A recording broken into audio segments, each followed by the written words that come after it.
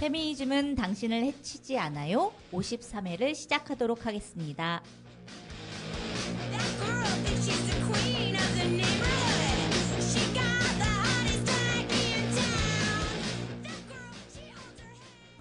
안녕하세요, 지아님. 네, 안녕하세요. 오랜만입니다. 그죠? 우리 오랜만이죠? 네. 왜 오랜만이지? 진미애. 아, 지난번에 저 혼자 했어요? 아니요, 같이 했습니다. 근데 왜 오랜만이지? 잘 지내셨죠? 네, 잘 지냈습니다. 아, 제가, 참, 안타까운 소식을 먼저, 네, 전하고 시작하겠습니다. 6월 7일에, 우석균이라는 의사 선생님이세요. 네. 인도주의 실천 의사회. 거기, 그거 창립도 같이 하셨다고 하고, 서울에 있는 성수 의원도 사람들 같이 만들어서, 의료 지원 받기 어려운 사람들을 위해서, 진료도 하고, 그리고, 광우병 있었을 때, 광우병, 미국산 소고기 막 수입한다 그래서 엄청 막 집회하고 그랬을 때, 이 의사 우석균 선생님이 TV 토론회나 막 이렇게 토론회 막 나와가지고 또 여러 이야기를 정말 많이 해주셔서, 그리고 되게 시원하게, 사람들의 이야기를 잘 해주셨던 기억이 나거든요. 그래서,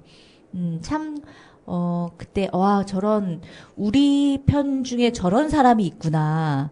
되게 놀랍기도 했던 분이신데, 예, 그 분이 6월 7일에 돌아가셨다고 해서 너무 좀 안타깝습니다. 네. 이 소식을 전하면서 네, 시작하도록 하겠습니다. 네. 지아님은 요즘 어떻게 지내셨어요? 저는 맨날 똑같이 지내고 있는데, 지난주에는 무주산골 영화제를 3일 동안 갔다 와서 행복하다가 오늘 아침에 눈을 떴는데 다시 짜증이 나기 시작해요. 아니, 3일이나? 네, 3일 갔다 왔어요. 원래 3일 하는 거예요? 아니면 며칠이요? 원래는 4일 하는 건데, 저는 이제 금, 토, 일 3일만 갔다 왔습니다. 그러셨군요. 네. 나날이 유명해져가지고, 영화 보기가 너무 힘들어졌어요. 다 매진이고 막 이래가지고. 진짜? 네. 사람이 그렇게 많아요? 많이 와요? 많아요. 아니, 그러면은 무주에 야외에서 하는 거예요? 아니면은 극장 같은? 실내 상영장도 있고, 야외 덕유산에서 별 보면서 보는 것도 있고, 그거 좋겠다. 그다음에 또 등나무 운동장이라고 이제 거기서는 공연도 하고, 저녁에는 영화도 보고. 진짜 좋겠네요. 골라서 보는 재미가 있죠. 부럽다. 네. 그래도 작년까지만 해도 이렇게 매진됐어도 당일날 가면은 취소표들이 많이 생겨가지고, 그래도 영화도 막 2-3편씩 보고 막 이랬었는데, 그래도 올해도 작년 생각하고, 아이고, 취소표 생기겠지 이러고 이제 널널하게 이렇게 랄랄라 이러고 갔는데, 영화를 하루에 1개씩밖에 못 봤어요. 예매 안 하면은 안 되는구나. 네, 표가 없어가지고. 그렇게 많이 유명해졌다. 너무 유명해졌죠. 저는 올해도 서울 인권영화제 가려고, 아니요? 못 갔어요.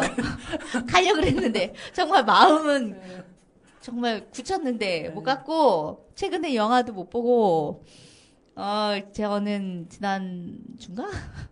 정말 아침 일찍, 다큐, 남태령을 꼭 봐야 된다. 정말 그래서 막 검색을 했는데, 주변에 하는 데가 아무 데도 없는 거예요. 그래서, 30분이나 차를 타고 가서 9시 영화를 보고 왔습니다. 그래서 보길 잘했다. 네, 또 한번 생각하면서 그랬답니다. 안산에서도 공동체 상영 했었었는데, 남태령. 제가 시간이 안 돼가지고. 네, 이렇게 왜 이러고 그럴까요? 네, 왜 이럴까요? 도대체 나는. 슬프네요. 지금 제가 이런 얘기 하는데, 제 앞에서 막 그렇게 웃는 분이 한 분 계세요. 선생님? 웃으셔도 돼요. 네. 웃기면 웃으세요. 예. 비웃으시는 것만 아니라면. 아닙니다. 네. 그거 아닙니다. 누구신지 소개를 좀 직접 해주시죠. 네, 안녕하세요. 저는 한국성폭력 상담소에서 활동하는 란입니다. 오늘이 53회. 예, 제가 47회 나왔었습니다. 반갑습니다. 네. 우리 란님은 단골 손님이세요. 자주 나오시고 또 우리 한국 사회 성폭력 그 문제들에 대해서 계속 이야기해 주시고 계셔서 너무 감사한 분을 오늘도 모셨습니다. 네, 감사합니다. 네. 저희가 한 달에 한 회씩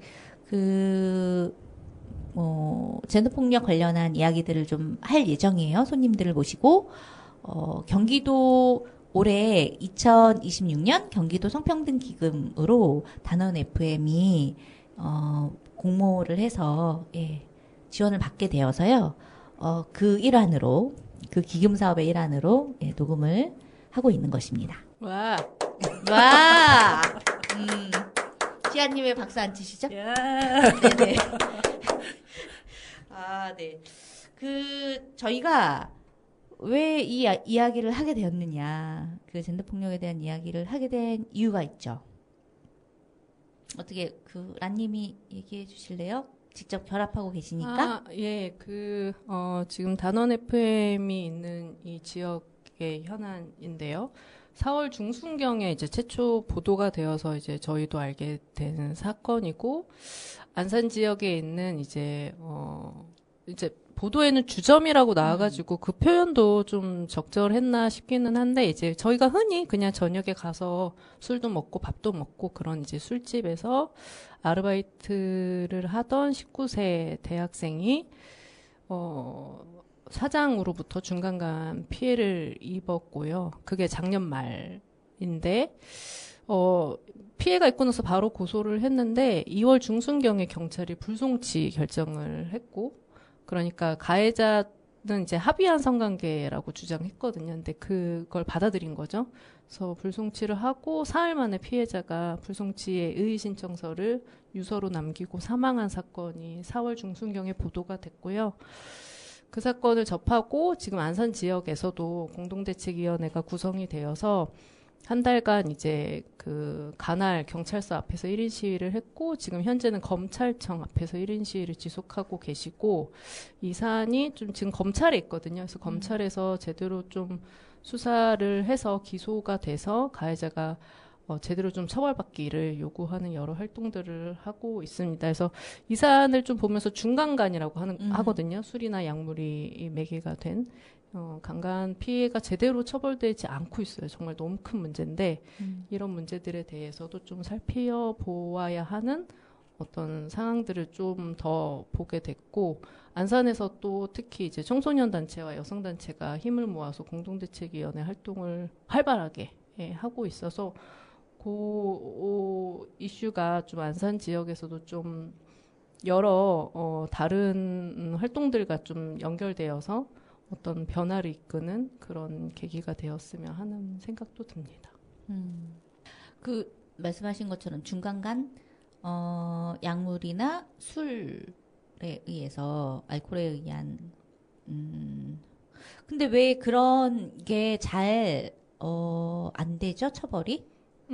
그러니까 중간간 이제 심신상실 또는 한거불능 상태를 이용해서 강간을 하거나 이제 강제추행을 하거나 그러면 이제 중간간, 중강제추행으로 이유를 하는 건데, 심신상실이나 이제 한거불능 상태라고 하는 게 일단 입증이 돼야 하고, 이걸 이용했다는 것도 입증이 되어야 하는데, 심신상실 한거불능 상태가 되려면 사실상 피해자가 술이라고 하면 완전 만취 상태, 수면 상태라고 하면 완전 잠에 취한 상태, 약물도 마찬가지고 그렇기 때문에 피해자가 진술할 수가 없어요.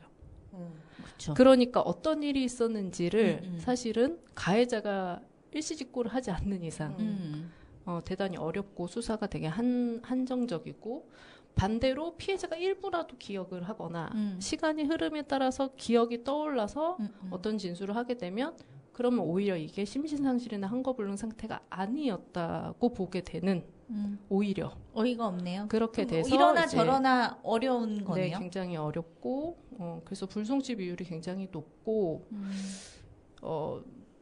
이번에 이제 이제 이 안산 지역뿐만 아니라 이제 다른 지역도 마찬가지인데 그런 말들이 되게 많아요. 현장에서는 중간간 사건 진짜 경찰이 수사 안 하는 거 아니냐, 안 하는 거 아니냐 이런 이야기들이 있고, 특히 이제 이 사건이 보도가 되고 나서 이 관할서에서 그간에는 한 번도 중간간 송치 안 했다가 이 사건 터지고 나니까 송치하기 시작했다. 약간 이런 평가들도 나오는 와중이거든요. 그래서 이게 경찰 전반이 되게, 그러니까 되게 여러 이유가 있겠지만 수사가 잘 되지 않고 있다. 안 되고 있다. 문제다. 그러니 그런 중간간이나 중강제추행이 그렇게 물론 처벌이 잘 된다고 해가지고 없어지는 건 아니겠지만 그래도 처벌이 잘 안 된다는 걸 이용해서 계속 굉장히 늘어날 수도 있겠네요. 그리고 이제 그런 편견들도 많이 작동하죠. 그러니까 술이 매개가 됐으면 정확하게 저 사람이 좋다고 했을 수도 있지 않냐. 가해자가 오해할 여지를 준 거 아니냐. 약간 이런 식의 이제 편견들도 굉장히 강력하게 작동하는데 예를 들면 이제 CCTV 같은 경우가 남아있으면 거기에 피해자가 뭐 가해자고 웃고 얘기를 했다거나 이 사건도 마찬가지예요. 경찰이 이제 불송치 이유라고 든 거는 이전에 그러니까 강간 피해 이전에 가해자하고 웃으면서 대화하는 모습이 찍혔다. 스킨십이 있는 CCTV 내용이 있었다는 게 합의한 성관계의 주요한 증거였거든요. 근데 이제 이런 식의 증거라고 하는 것이 이제 술이 매개가 돼서 동의하에 성관계를 할 수도 있다라고 하는 되게 어찌 보면 되게 강력한 어떤 통념들이 작동하고 있는 것 또한 대단히 문제적인 것 같습니다. 그 요즘에 뭐 얼마 전에 뭐 좀 시간이 흘렀지만 그래도 지방선거 이후에 아직 정확한 통계가 나온 건 아니죠. 보지는 않았지만 뭐 어쨌든 최근에 계속 이 청년들, 특히 남성 청년들의 보수화되는 것을 계속 보게 된단 말이죠. 이런 보수화되고 우익화되는 이런 경향들이 이런 젠더 폭력에 어떤 영향을 주거나 뭐 그럴까요? 근데 확실히 뭔가 어떤 보수화된 그러니까 타자를 쉽게 소수자로 공격할 수 있다고 여겨지는 어떤 태도들을 가진 게 젠더 폭력을 되게 촉발하거나 더 가속화하는 데 영향이 있는 것 같기는 해요. 근데 이 지방선거 결과는 좀 여러 분석이 더 필요한 상태일 것 같은데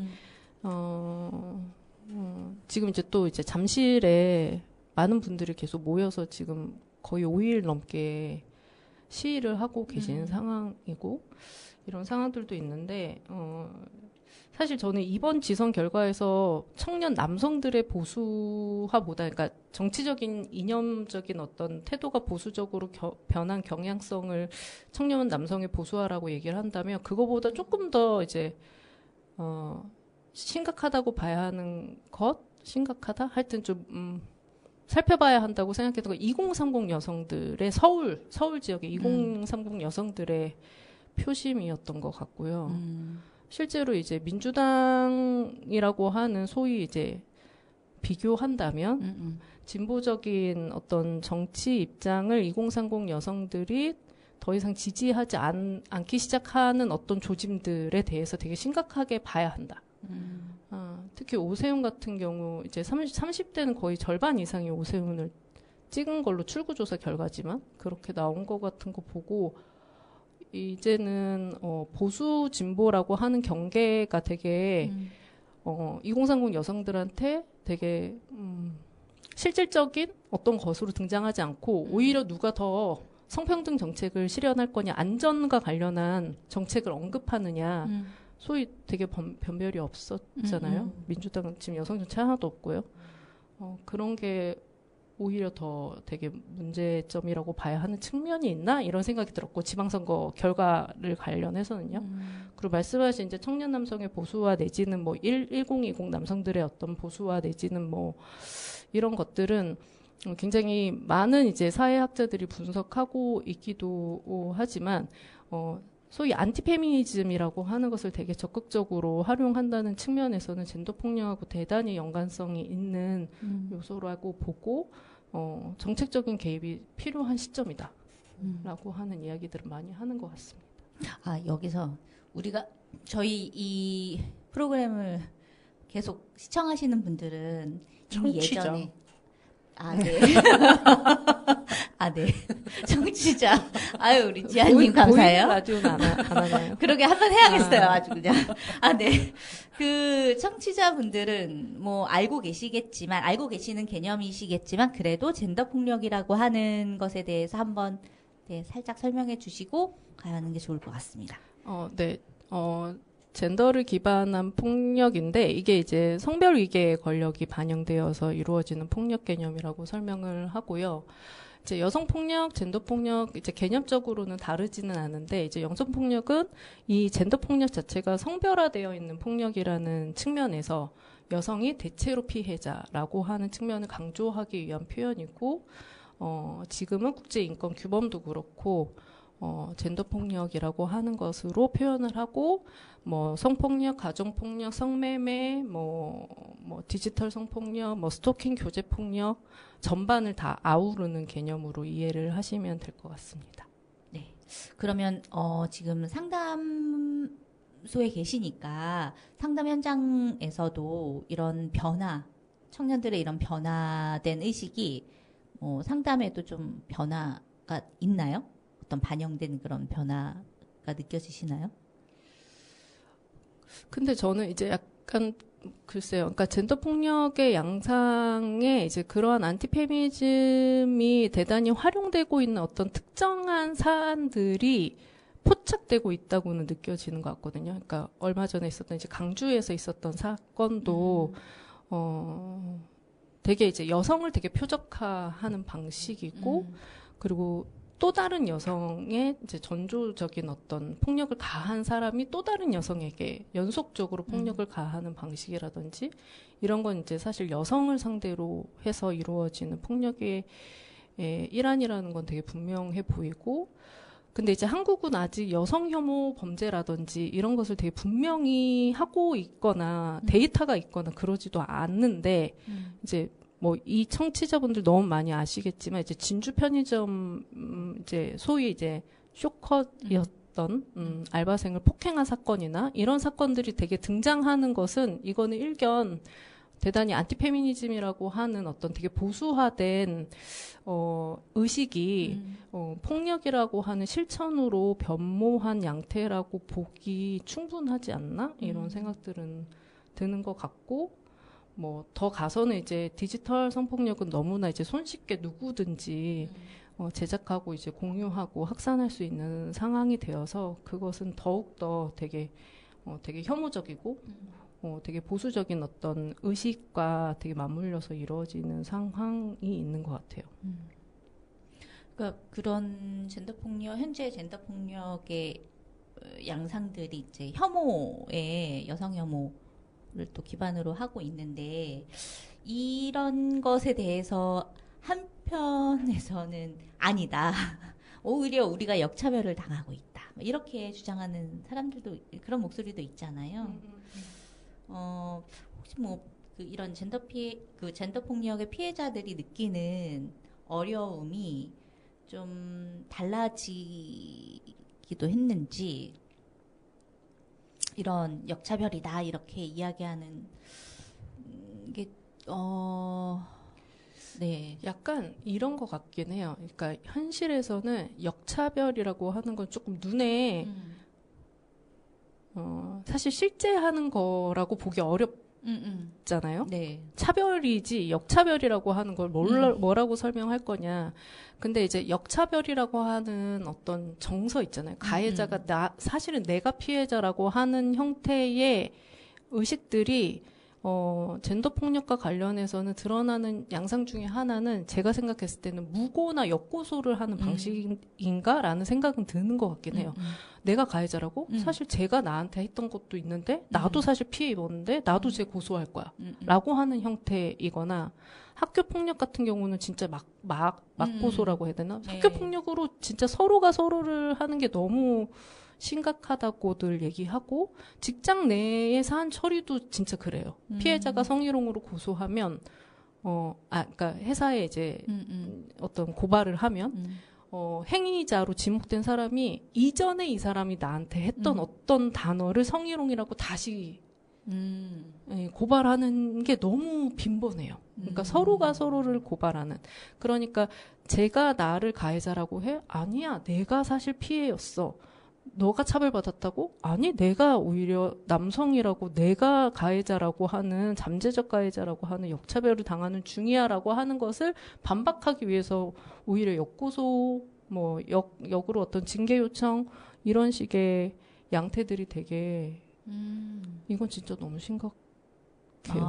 네, 심각하다고 여겨질 정도입니다.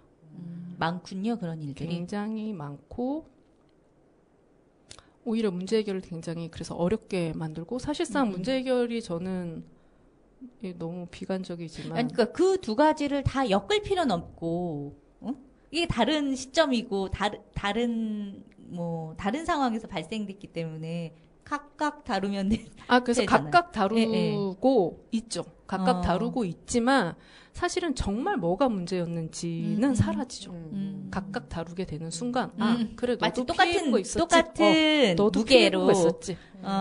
이렇게 되면 정말 뭐가 문제인지가 완전 사라지는 이런 문제들이 저는 심각하다고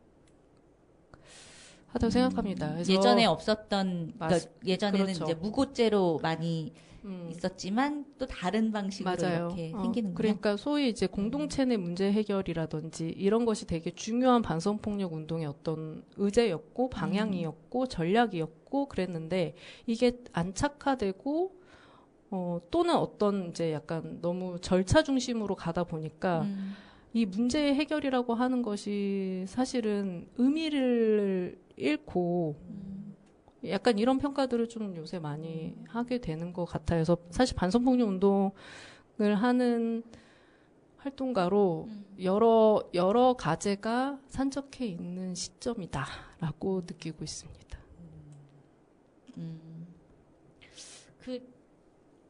많이 달라졌네요. 예전에 비해서 가해자들의 태도나 그렇죠. 인식이. 가해자들도 정말 적극적으로 대응하고요. 물론 피해자분들도 굉장히 적극적으로 대응합니다. 그래서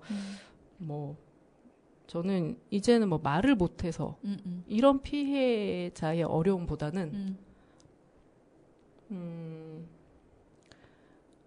무엇이 정말 의미 있는 이 문제를 공론화하거나 문제 제기를 할 때 무엇을 의미 있게 할 건지가 점차 사라지고 모든 것을 다 피해화하는 어떤 상황들 고민이 조금 더 많은 것 같아요. 그러니까 그게 어떤 개인의 피해로 드러나는 거, 그렇게 이야기하는 것에 대한 것이 거죠? 맞아요. 그래서 되게 이게 사실은 되게 이제 유사한 방식의 어떤 폭력이 발생했을 때 이건 더 이상 개인적인 문제가 아니고 되게 구조적인 문제고 사회적인 접근이 필요하고 이게 사실은 우리가 되게 문제의식을 가졌던 이 반성폭력, 그러니까 성폭력 문제를 바라보는 입장이었는데 지금은 내 피해, 내가 피해자, 내 문제를 해결하는 약간 이런 것이 조금 더 강조된다? 이게 모든 우리 사회의 전반적인 약간 맞아요. 흐름? 변화인 것 같다는 맞아요. 생각이 드네요. 네. 제가 얼마 전에 사회복지기관에 갔었거든요. 인권교육하러. 근데 거기에 관장님이 엄청 토로하시더라고. 쉬는 시간에. 민원인들 때문에 너무 힘들어서 사회복지사들이 막 한 달이라고 맞아요. 관두고 막 이러고 있대요. 맞아요. 근데 그게 너무 그래서 저는 그거 어떻게 하냐. 그래서 관장님이 민원인 상대하셔야죠. 이랬더니 여러 가지 얘기를 하시면서 나도 가족이 있고 내 목숨도 하나인데 막 정말 막 칼 들고 오고 이러면 너무 자기도 힘들고 무섭다. 막 이런 얘기 하시면서 어떻게 모든 민원인을 내가 다 상대를 하냐. 그러니까 그럴 정도로 민원인이 많구나 이런 생각이 좀 들었었고 그게 이제 그런 왜 그러니까 나의 이익이 가장 중요한 것으로 모든 곳에서 그렇게 다 보여지는 것 같다 이런 생각이 좀 드네요. 말씀하신 대로 성폭력 상담소 현장도 정말 활동가들이 소위 민원의 형태로 피해자를 만나게 되는 순간들을 너무 힘들어하고 왜냐면 사실 이제 권규면 선생님 말씀하신 것처럼 사실 이 성폭력 문제를 해결하는데 한 주체로 사실 활동가들은 같이 조력하고 역할을 하고 싶은 거지 서비스 제공자의 위치에 있고 싶지 않은 거예요. 그건 운동을 하는 그쵸. 것도 아니고 활동도 아니니까요. 근데 딱 그 순간에 그런 위치로만 피해자가 이 성폭력 상담소나 반성폭력 운동을 하는 활동가들 딱 대하였을 때 정말 내가 지금 뭐 하고 있지? 내가 지금 이 활동을 하는 건가? 완전 이제 번아웃 상태로 가거든요. 그래서 민원도 정말 많고요. 이게 가해자도 변모하지만 피해자들도 굉장히 변화하는 행위성을 보여주고 있다. 그게 뭐 페미니즘 대중화 이후에 어떤 변화된 위치일지 아니면 피해자들의 욕구의 변화일지 무엇일지 모르겠지만 그 모든 것일 수도 있겠지만 굉장히 이제 이전과는 다른 되게 위치에 서 있다고 느껴질 때가 많습니다. 네, 우리 좀 길게 얘기해서 네. 잠깐 추천곡 하나 듣고 갈게요. 제가요? 네, 제가 먼저 저의 추천곡을 먼저 드릴까요? 아니 제가 좀 힘든 얘기 했으니까 치유받고 싶어서 네네, 치유받을 네. 수 있는. 아니 이게 좀 논란이 있을 수 있는데 제 지금 최근에 개봉한 영화 마이클을 제가 심야로 보고 또 마이클 잭슨의 노래에 빠진 거예요. 그래서 세상의 치유를 노래하는 힐더월을 한번 듣고 네. 치유의 마음으로 이어서 이야기를 하면 어떨까요? 네, 알겠습니다.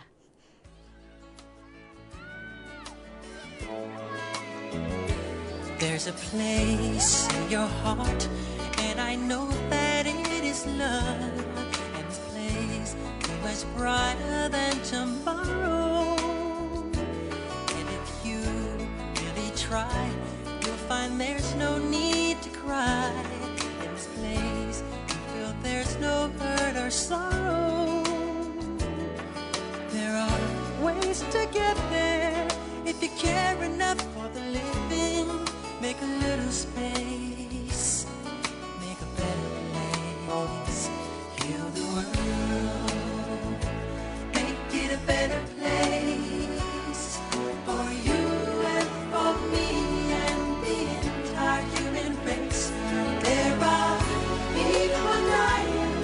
If you care enough for the living, make a better place for you and for me.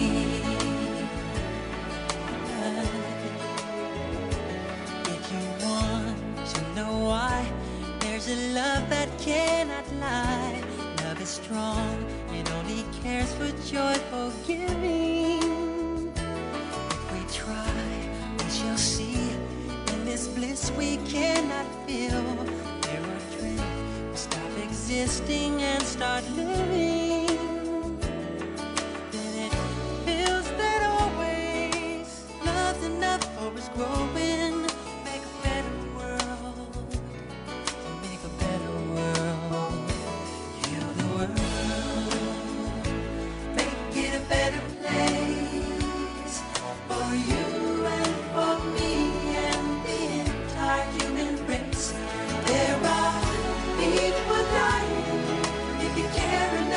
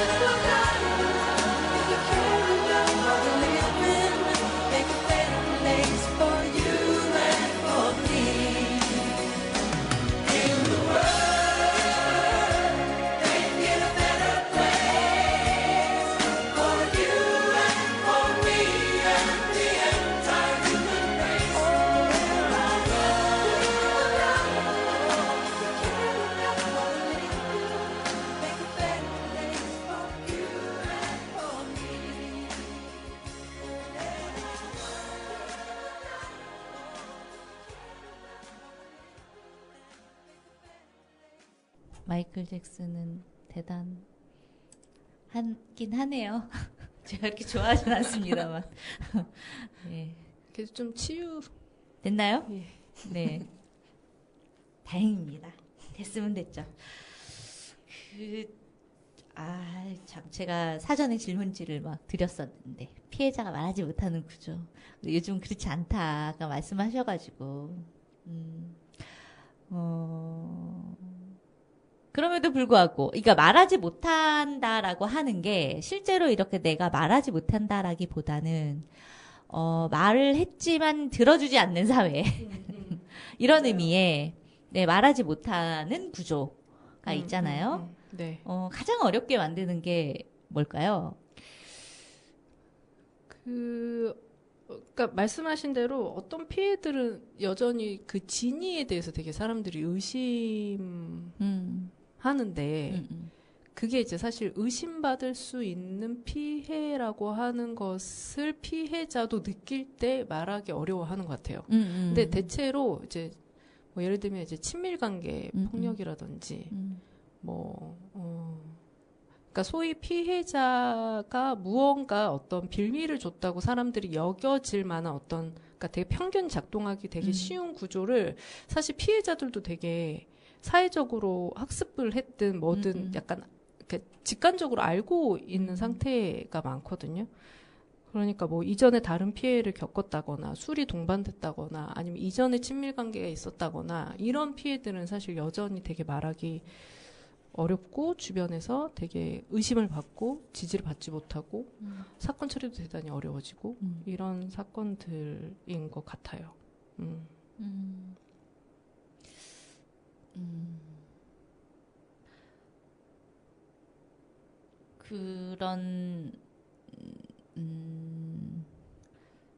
그래서 침묵을 선택할 수밖에 없는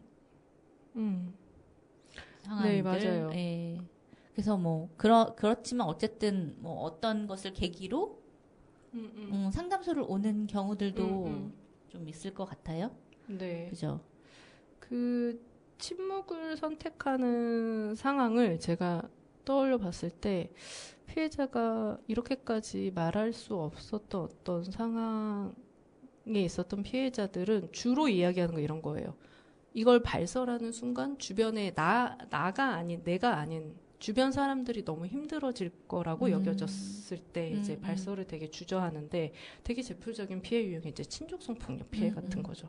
그러니까 내가 말한 순간 이 정상 가족이 해체될 거고 그 피해가 나한테 오는 게 아니라 내가 아닌 다른 가족 구성원들에게 미칠 영향 이런 게 대단히 크다고 여기고 특히 한국은 되게 가족 기반의 이게 너무나 확고하기 때문에 이것을 깨트린다고 하는 것은 대단히 큰 용기를 가져야지만 할 수 있는 일이고 그러니까 사실은 성폭력 피해가 더 심각하지만 가족을 깨는 것보다는 내가 것으로 찾거나 발설하지 않는 것을 택하는 경우가 너무 많죠. 이거는 사실 근데 이미 이제 많은 분들이 이제 알고 계시겠지만 이제 데이터 상으로도 그래요. 그러니까 저희 상담소 통계로 봐도 친족성 폭력 피해로부터 이제 최초의 피해까지 얼마나, 그러니까 최초로 상담받는 데까지 얼마나 걸리는지 이런 거를 해보면 10년 이상 걸렸다는 게 거의 절반 이상이거든요. 그리고 공소시효로 도가는 게 태반이고요. 그러니까 이렇게 오랜 시간 동안 상담조차도 받지 못할 정도로 피해자들이 침묵을 하게 하는 것은 이제 주변 사람들한테 미칠 영향이 대단히 큰 어떤 유형일 경우에 더욱 그러한 것 같다는 생각이 들어요. 그래도 너무 다행인 건 친족성 폭력 그 공소시효 폐지가 작년에 물론 19세 미만으로 한정되었지만 그래도 그것이 이제 개정되었다는 것은 굉장히 큰 의미입니다. 그 19세 미만이라는 거 하는 건 피해 당시. 그죠? 네네. 그게 중요한 것 같아요. 네네. 네.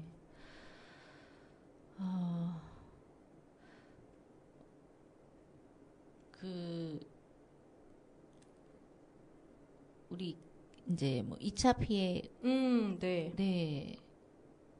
관련해서 신고 이후에 이제 2차 가해들이 너무 많이 빈번하잖아요.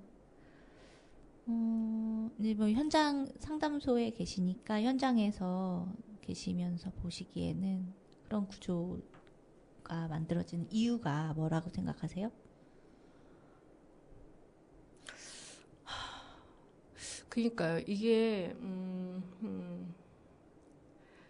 그러니까 사실 피해자들이 제일 2차 피해와 관련해서 제일 힘들어하는 것은 자신의 피해를 그대로 그러니까 믿어주지 않을 때, 그러니까 의심하고 그래서 반복적으로 그 진위를 확인하려고 하고, 그리고 피해가 아니라고 하는 가정하에서 어떤 질문을 하거나 태도를 보이거나 그것은 이제 더 이제 심각한 어떤 이체 피해 양상에서는 이제 가해자의 편을 드는 어떤 식의 태도들인데 이건 이제 근데 이제 이거는 뭐 여러 여성학자나 사회학자가 분석한 내용들도 있어요. 그러니까 사실 성폭력이라고 하는 젠더 폭력이라고 하는 것은 되게 이 안정적인 어떤 상태를 되게 뒤흔드는 되게 강력한 어떤 상황인데 이런 상황이 발생했을 때 사람들은 흔히 지금의 되게 평온한 요 일상을 뒤집는 어떤 문제지기보다는 그냥 되게 평온한 일상을 살기를 더 선택한다는 거죠. 그러니까 사실 그쵸. 가해자의 편에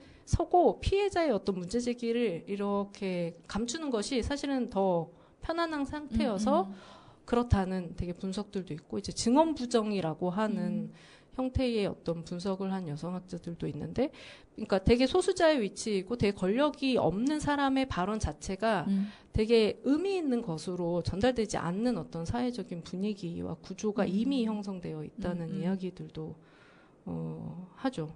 권위 있는 사람의 말이 더 의미 있게 네. 네, 사회적인 지위를 획득하는 방식이고 그러니까 소위 권력형 성폭력이 발생했을 때 왜 그렇게 가해자의 서사의 사람들이 더 많은 지지를 표하느냐라고 하면 더 권력적 우위에 있는 사람의 말을 신뢰하기 때문이라고 하는 건데 그러니까 사실 2차 피해가 발생하는 건 사회적으로 심리학적으로도 되게 분석적으로도 그러한 어떤 구조가 일단은 있는 상태이고 문제를 제기하는 입장에서는 이것이 사실은 허구라고 하는 제기를 하기 때문에 더 이제 해결해 나가야 하는 내용들이 대단히 많은 것이죠.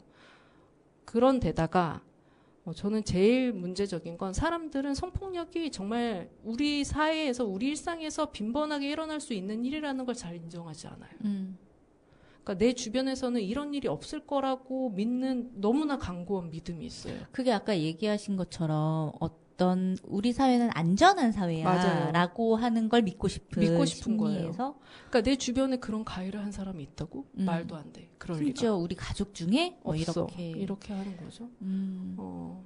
그러니까 사실은 내 주변에 그런 일은 있을 수 없어. 라고 생각하는 것은 다시 말하면 피해자의 피해 이야기가 사실이 아닐 수도 있어. 와 되게 맞닿아 있거든요. 그러니까 자기도 모르게 또는 자기가 그런 생각을 가지고 2차 피해의 상황을 초래하게 되는 것이죠. 의도하지 않았다고 하긴 어렵죠. 그런 의식을 갖고서 행하는 것이니까요. 물론 그 당시는 내가 미처 생각을 못했다라고 할 수는 있지만 이미 이제 가지고 있는 어떤 생각들이 되게 발현될 수 있는 2차 피해가 가장 심하게 일어나는 뭐 공간? 어떤 상황? 이런 게 있나요? 글쎄요. 이 질문 되게 어려웠는데 가장 심하게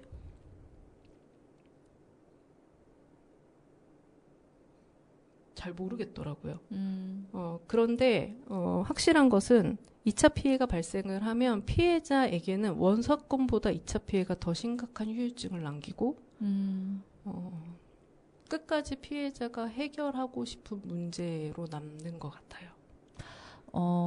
그 이유는 2차 피해를 받게 되는 2차 가해를 하는 사람들이 주변에 뭐 지인이라든지 뭐 이런 경우들이 많아서일까요? 그것도 그렇고 만약에 주변이나 지인이 아니라 뭐 사법적 절차라거나 언론 보도 형태라거나 뭐 공동체 어떤 대응이라거나 그렇다고 하면 그 자체가 너무 부정의해서인 것 같고요. 그러니까 자신이 피해자라고 하는 것을 부정하는 것에 대한 그리고 이 문제가 내가 고발하면 되게 정의롭게 해결될 거라고 기대했던 것이 좌절되는 것에 대한 이런 의식이 더 강한 것 같고, 그러니까 저는 사실 피해자의 대응이 되게 변모했다고 생각하는데, 저는 되게 주체적인 피해자들이 되게 많이 등장하고 있다고 느끼거든요. 그리고 그건 굉장히 긍정적인 변화이고, 그러니까 2차 피해는 너무 문제야, 이건 잘못된 거야라고 하는 것은 너무 피해자들이 다 이미 알고 있기 때문에 이것을 적극적으로 대응하고 싶은데, 그때에 마주하는 현실의 문제는 부정의에 가까운 것 같고, 주변 사람들이 2차 피해를 가한다고 했을 때는 내가 믿었던 사람들이 라고 하는 것이 굉장히 크게 작동하고, 사실 믿었던 사람이라고 하는 건 사실 나의 일상을 같이 만들어 왔던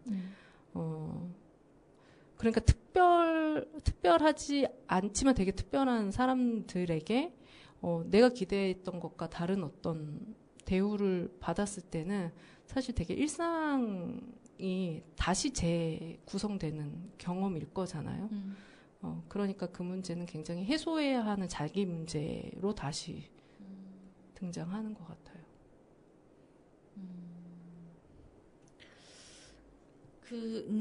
언론이나, 아까 언론에서 2차 피해 얘기 잠깐 하셨지만, 언론이나 SNS 같은 곳에서의 2차 피해는,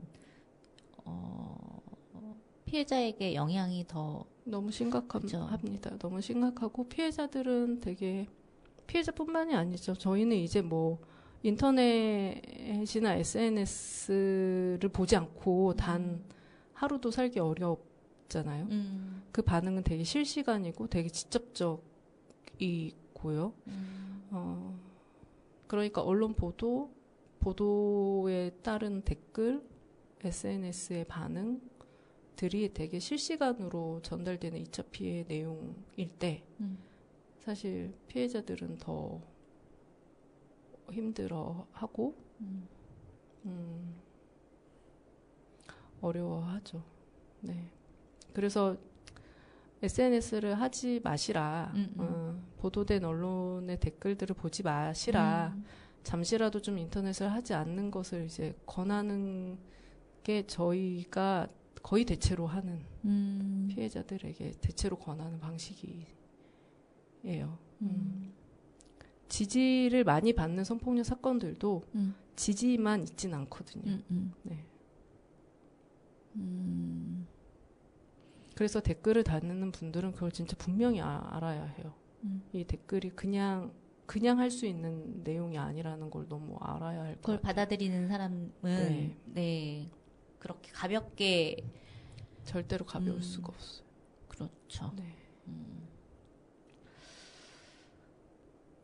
지금 이 안산에 이 공대위가 꾸려져서 활동을 하고 있잖아요. 네네. 지금 뭐 검찰에서 1인 시위한다고 말씀하셨었는데, 이 사건에서도 그런 2차 가해의 그런 댓글이나 이런 것들이 많이. 그래도 이 사건은 이제 보도 때 오히려 되게 공분하는 댓글들이 그래도 많았던 것 같아요. 그래서 피해자 이제 유가족 분들이 그래도 댓글 때문에 일일비하시지는 않지만, 근데 이제 워낙 경찰이 되게 명백한 증거가 있다. 이거는 불송치다. 변하지 않을 거다. 이런 식의 보도를 해서 이제 그런 이제 경찰 측의 대응은 사람들로 하여금 뭐지? 진짜 아닌가? 피해자가 피해가 아닌데 좀 가장했나? 뭐 약간 이런 식의 생각을 하게 만드는 워딩이잖아요. 그러니까 그런 식의 댓글들을 봤을 때 이제 유가족분들은 이거를 더 사람들이 명확하게 사건을 알 수 있게 더 많은 증거들을 다 우리가 언론을 모아서 통해서 공개해야 된다. 공개해야 될까 이런 생각들도 하시고 피해자의 명예가 훼손되지 않게 하기 위한 방법이 뭘까 이런 것들 되게 고심하고 계시죠.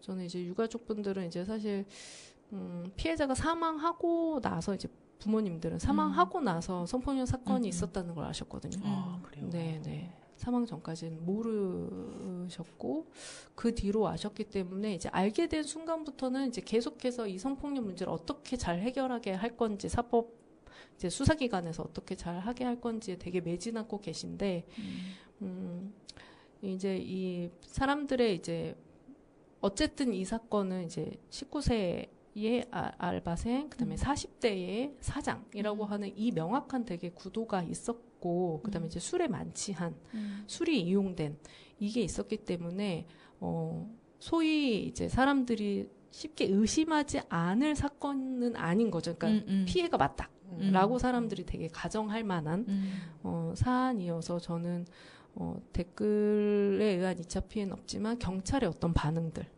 수사기관이 되게 협조적이지 않았고 되게 적극적이지 않았고 여전히 지금도 충분히 설명해주지 않고 되게 회피하는 것처럼 여겨지고 이런 부분들에 대해서 이제 유가족 분들은 되게 우리 아이가 겪은 일에 대해서 어쩜 이렇게 국가가 이렇게 안일하거나 되게 무성의하거나 이럴 수 있나.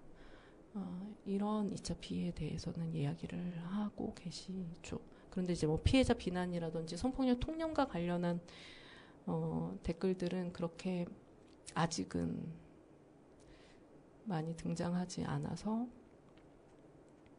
네. 그렇지만 모르겠습니다. 유가족분들의 생각은 다르실 수도 있을 것 같아요. 네. 이 뭐 경찰에 대한 경찰의 공권력에 대한 이야기도 하셨으니까 경찰이나 검찰의 이런 공권력이 성폭력 사건을 다루는 방식에서 가장 큰 문제가 뭐라고 생각하세요? 그러니까 이게 그러니까 지금 일단 제일 문제는 저는 수사를 안 하는 게 문제인 것 같아요. 그러니까 지금은 그러니까 그런 얘기는 되게 많이 들으셨을 텐데 디지털 성폭력 같은 거 있잖아요. 소라넷이나 딥페이크도 그렇고 피해자한테 증거 가지고 오면 신고 받아줄게 이렇게 하는 경찰들 많다 이런 이야기들이 한참 막 돌았었잖아요. 그러니까 그거는 이제 실제로 그런 경찰들도 있고 아닌 경찰들도 물론 있지만 그런 식의 태도가 있다는 거죠. 그러니까 수사력이 발동되지 않고 피해자가 피해를 입증해야 하는 위치로 여겨지는 거예요. 근데 이거는 근데 저는 경찰은 이제 또 이런 얘기도 하고 인력도 부족하고 우리가 모든 사건 수사 우리한테 오면서 우리가 너무 인력도 부족하고 뭐 수사 뭐 기법도 다 알려지지 못해. 근데 어쨌든 다 떠나서 피해자들이 기대하는 것은 국가에서 공권력을 가진 국가에서 내가 겪은 피해에 대해서 적법하게 수사를 해달라는 요구인데 이 수사가 안 되는 거죠. 그러니까 이 안산 사건도 제가 정말 문제라고 여긴 거는 피해자를 딱 한 번 조사했거든요. 그 조사가 피해가 있었던 그날이에요. 밤새도록 술을 먹었거든요. 밤새도록 술을 먹어서 피해자 완전 만취 상태였고 만취 상태에서 중간간 피해를 입었어요. 피해를 입고 나와서 친구한테 나 중간간 피해 있었다고 얘기를 하고 피해자 친구가 너 그러면 경찰서 가야 돼 해서 파출소, 경찰서 이렇게 해서 경찰서에 와서 진술을 하는데 진술 조서를 제가 봤는데 진술 조서의 내용이 거의 없어요. 거의 없다는 건 피해자가 대체로 진술하지 못했다는 거잖아요. 그러니까 어떤 일이 있었는지를 피해자가 대체로 진술을 못했어요.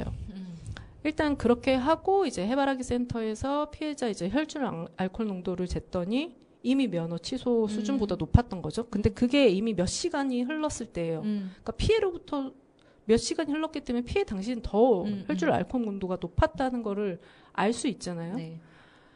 근데 그 뒤로 가해자는 완전 다른 얘기를 한단 말이에요. 합의된 성관계였다고 얘기한단 말이에요. 그러면 피해자 진술은 부족했고 가해자는 합의됐다고 하는데 피해자가 고소를 했으면 수사를 해야 되잖아요. 안 했어요. 한 게 없어요. 한 거는 CCTV를 가해자로부터 이미 제출을 받아서 본 것뿐이에요. 그게 너무 이해가 안 가는 거예요. 가해자는 CCTV를 정말 제대로 다 가해자가 제출을 하는 거니까. 맞아요. 네.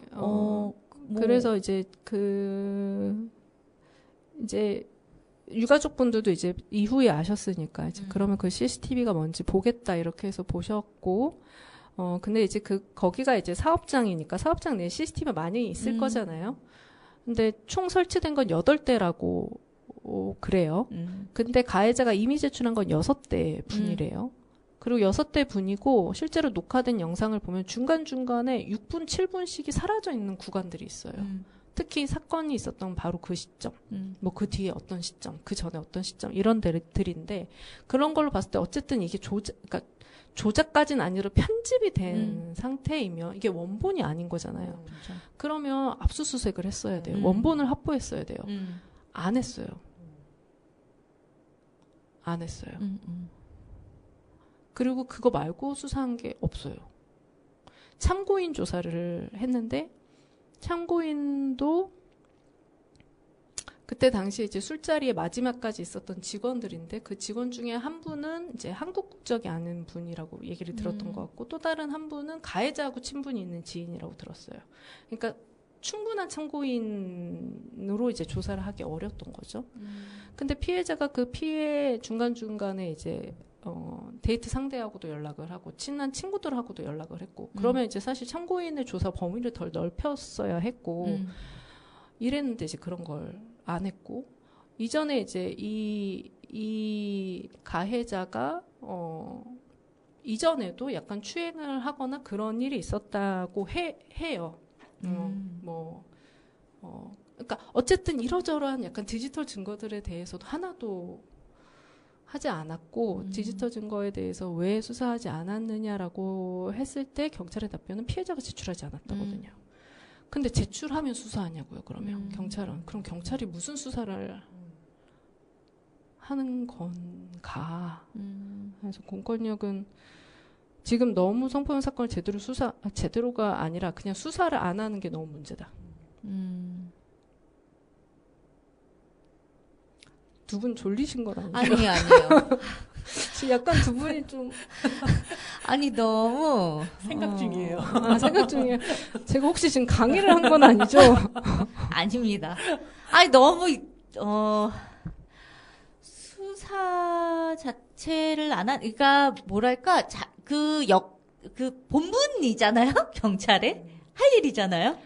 그러니까 저는 되게 잘하는 경찰 수사관들도 있어요. 근데 안 하는 수사관들도 너무 많죠? 많이 많으신 거죠? 아니, 너무 네. 아니 그러니까 그게 너무 뭐라고 말을 해야 할지 모르겠는 거예요. 안 하고 그러니까 할 일을 안 하는 것을 너무 뻔뻔하게 그렇게 제출하지 않았다라는 걸로 이야기하는 게 어떻게 저렇게 말을 하지? 이런 생각이 들어서 그러니까 이것도 그런데 그래서 왜 경찰한테 왜 피해자를 조사 한 번만 했느냐? 라고 했을 때 이제 경찰의 답변은 성폭력 피해자 수사 매뉴얼상 피해자는 한 번만 조사하라고 되어 있다. 이렇게 얘기해요. 근데 그건 맞아요. 근데 그게 왜 있었냐면 반복 조사를 하는 게 예전 문제였거든요. 그 2차 피해 되게 아주 전형적인 방법이었거든요. 계속 불러서 피해자 똑같은 걸 묻고 또 묻고 또 묻고 또 묻고 그거 하지 말라는 거였지 수사가 필요한데 수사를 하지 말라는 건 아니었단 말이에요. 그때 얘기할 수 없는 피해자의 상황이었고 그러면 다른 날 다시 맞아요. 했었어야 되는 게 네. 맞다. 그러니까 충분하게 이 사람이 진술을 할 수 있는 상황과 준비를 한 상태에서 이래라고 되어 있지 사실 그날 그렇게 많지 않은 상태에서의 피해자 진술 조서도 정말 내용이 거의 없다시피 한데 그렇다면 피해자가 피해라고 하는 것을 어떻게 특정을 할 수 없으니까 이제 수사도 안 하고 그러게요. 다른 날이라도 오라고 얘기를 했어야 되는데 그렇네요. 되게 그냥 가볍게 여긴 것 같아요. 그 사건을 그냥 뭐 술 먹고 그냥 뭐 그랬겠지라고 가볍게 여기면서 그냥 수사도 안 하고 이런 게 아닐까라는 생각이. 전 정말 모르겠어요. 왜냐하면 정말 이제 약간 피해자가 너무 반복해서 진술하는 게 너무 힘들어하는 것 같아. 그러면은 조사 더 하지 말아야지. 이런 판단을 경찰 수사관이 할 수도 있다고 생각해요. 근데 안산 피해자분의 그 경찰관이랑 주고받은 문자 같은 걸 보면 피해자 계속 물어봐요. 어떻게 됐나요? 어떻게 됐어요? 그 다음은 어떻게 돼요? 이런 질문들 계속 하거든요. 그러니까 사실 피해자는 계속 진술을 하려고 할 수 있다고 사실상 의지를 보이는데도 부르지 않은 저는 뭐 가볍게 생각했다기보단 CCTV가 사실 되게 외형적인 모습밖에 안 담겨요. CCTV는 되게 증거로서 대단히 문제적인데, 특히 중간간 사건은 너무 문제적인데 CCTV를 제대로 본 것 같지도 않고 제대로 보고도 불송치를 했다면 성폭력에 대한 이해가 1도 없는, 그러니까요. 부족한 수사관이었을 것이고. 시간이 이제 거의 다 되었고, 아직 더 할 이야기들이 좀 남아서, 다음 54회에 한 번 더 나와주시면 어떨까 싶습니다. 라님. 네. 네, 감사합니다. 그러면 이번 곡은 제가? 곡이죠. 예. 네, 제가 할까요? 네. 최유리님의 숲이라는 곡이 있어요. 네, 최유리님의 숲 듣고 저희는 53회는 마치도록 하겠습니다. 안녕.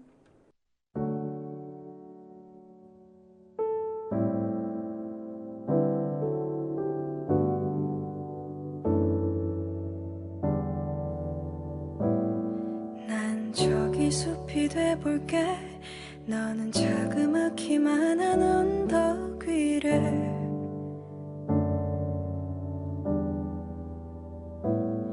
오르며 날 바라볼래. 나의 작은 마음 한 구석이어도 돼.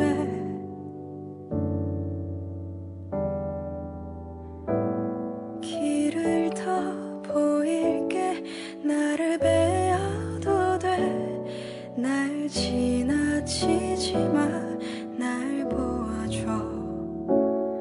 나는 널 들을게. 이제 말해도 돼. 날 보며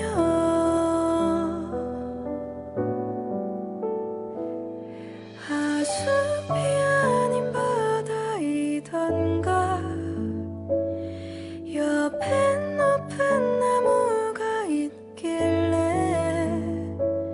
하나라도 분명히 하고파.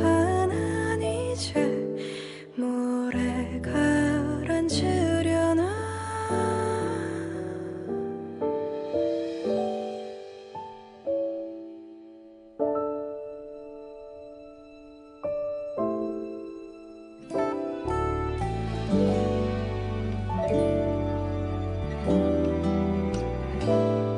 난 저기 숲이 돼볼래. 나의 옷이 다 눈물에 젖는데도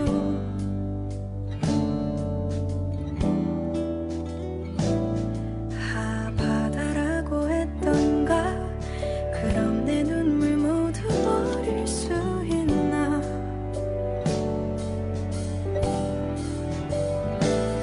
길을 더 보일게. 나를 베어도 돼. 날 밀어내지 마. 날 내게 둬. 나는 내가 보여. 난 항상 나를 봐. 내가 느리래.